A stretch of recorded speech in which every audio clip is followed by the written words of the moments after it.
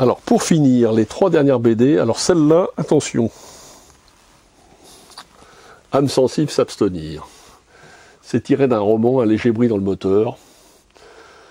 C'est très très dur, très malsain, histoire de petit enfant meurtrier. Mais je ne peux pas raconter la fin, mais c'est absolument, à ne pas mettre entre toutes les mains, mais c'est absolument un pur chef-d'œuvre ce bouquin. Et en plus de ça, il y a une morale parce que ça se termine bien. Donc je ne peux pas vous en dire plus parce que sinon je vous raconte l'histoire.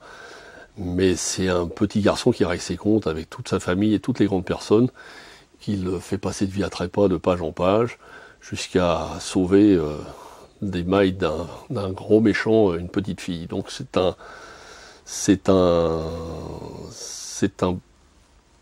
un conte de fées, c'est un petit truc d'horreur qui se termine bien, quoi.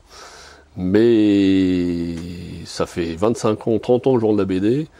Un bouquin aussi noir et aussi morbide quand on approche de l'hiver, dans les périodes que le vit en ce moment, c'est un peu dur à avaler, mais c'est un ovni comme il en arrive peu en BD. Hein. C'est vraiment c'est une claque énorme, totalement iconoclaste, totalement à ne pas faire lire à tout le monde, mais bon, on voit bien pire à la télé, et puis au moins ça se termine bien. Ça s'appelle un léger bruit dans le moteur, et le bruit est léger, mais la sensation quand on retourne la page est par contre très très fort, hein. Très très lourd. Et les 2 chocs de l'année, pour finir, notre coup de cœur, Azimut, première BD d'un jeune auteur pas connu, avec ça se passe dans un monde féerique, enfin c'est un petit peu, si vous voulez, parce que j'essaye depuis tout à l'heure de me dire comment je peux raconter l'histoire, c'est irracontable. Ça se passe dans un monde féerique, onirique, c'est Alice au Pays des Merveilles, sauf que la Alice, elle a des formes un peu plus marquées que la Alice de Lewis Carroll. La fille est absolument prodigieuse, le dessin est d'une pure merveille, de netteté, de détails et tout ça. Ça fait penser un peu au Roi des Fous de Turf, pour ceux qui connaissent, chez Delcourt. C'est un peu le même univers complètement décalé, de rois, de mystères, de trucs. Je vous explique derrière, je vous lis, parce que c'est irracontable. Quelque part dans le vaste capharnaüm des mondes possibles, il en existe un pour plus qu'ailleurs, on reste profondément outré par l'idée de la vieillesse et de son issue tragique, la mort. A-t-on la possibilité d'y échapper? C'est onirique, bien fait, superbe, et c'est notre coup de cœur de l'année, ça. Vraiment, ça s'appelle Azimut, c'est chez Vent d'Ouest. Au niveau de l'histoire, au niveau du dessin, qui est vraiment d'une somptuosité totale, et de l'héroïne qui est très très belle. Donc ça, c'est 22 sur 20. Et pour finir, la plus belle BD de l'année, mais la plus grande BD de l'année, ce n'est pas une BD, c'est un livre d'art.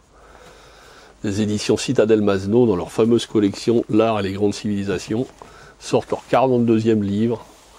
Et c'est quoi? C'est l'art de la bande dessinée.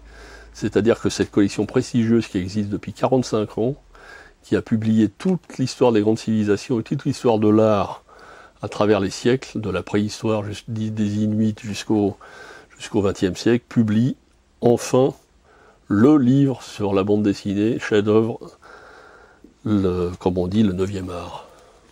C'est une somme absolument totale. On réhabilite totalement ce genre. Et ça se présente comme tous les livres de Masno, un gros livre cartonné, album, chapitre par chapitre.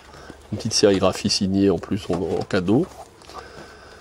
Je ne sais pas si je vais arriver à tourner les pages. Enfin, c'est le Masno, c'est toutes les impressions sont absolument superbes. Il y a toute l'histoire de la bande dessinée, aussi bien américaine que française, que belge, que manga, érotique. Tout est là, tout y est. C'est une somme absolument incroyable. En plus de ça, les textes sont très lisibles et pas trop chiants comme ça peut l'être des fois. C'est vraiment une somme totale. C'est le cadeau absolu pour Noël. Attention parce que tirage très limité, prix un petit peu cher, mais bon, il faut se faire des folies de temps en temps, surtout en ce moment. Et c'est à mon avis quelque chose qui restera. Que déjà le plus grand éditeur français de bouquins d'art est enfin publié dans sa prestigieuse collection, qui a presque un demi-siècle, un livre sur la bande dessinée, déjà, ça, on ne peut pas ne pas le noter. Et le bouquin est absolument somptueux. que ce soit au niveau recherche iconographique ou texte, c'est absolument indispensable pour tout amateur de BD. C'est-à-dire que celui qui aime bien la BD, s'il n'a pas ça, c'est pas la peine. Voilà, c'est tout pour aujourd'hui.